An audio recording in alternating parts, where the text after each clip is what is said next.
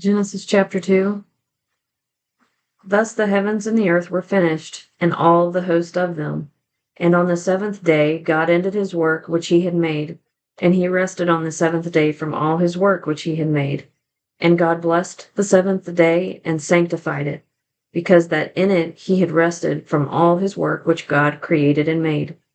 These are the generations of the heavens and of the earth when they were created, in the day that the Lord God made the earth and the heavens, and every plant of the field before it was in the earth, and every herb of the field before it grew. For the Lord God had not caused it to rain upon the earth, and there was not a man to till the ground. But there went up a mist from the earth, and watered the whole face of the ground. And the Lord God formed man of the dust of the ground, and breathed into his nostrils the breath of life, and man became a living soul. And the Lord God planted a garden eastward in Eden, and there he put the man whom he had formed.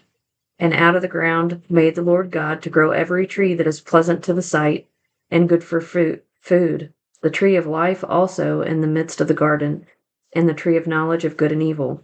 And a river went out of Eden to water the garden, and from thence it was parted and became into 4 heads. The name of the first is Pison. That is it which compasseth the whole land of Havilah, where there is gold. And the gold of that land is good. There is bdellium and the onyx stone. And the name of the second river is Gihon. The same is it that compasseth the whole land of Ethiopia. And the name of the third river is Hiddekel. That is it which goeth toward the east of Assyria, and the fourth river is Euphrates.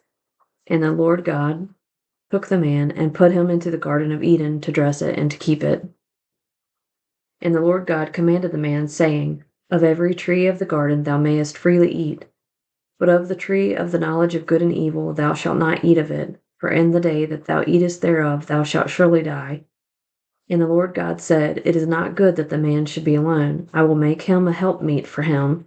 And out of the ground the Lord God formed every beast of the field, and every fowl of the air, and brought them unto Adam to see what he would call them. And whatsoever Adam called every living creature, that was the name thereof. And Adam gave names to all cattle, and to the fowl of the air, and to every beast of the field. But for Adam there was not found a helpmeet for him. And the Lord God caused a deep sleep to fall upon Adam, and he slept. And he took one of his ribs, and closed up the flesh instead thereof. And the rib, which the Lord God had taken from man, made he a woman, and brought her unto the man. And Adam said, This is now bone of my bones, and flesh of my flesh. She shall be called woman, because she was taken out of man.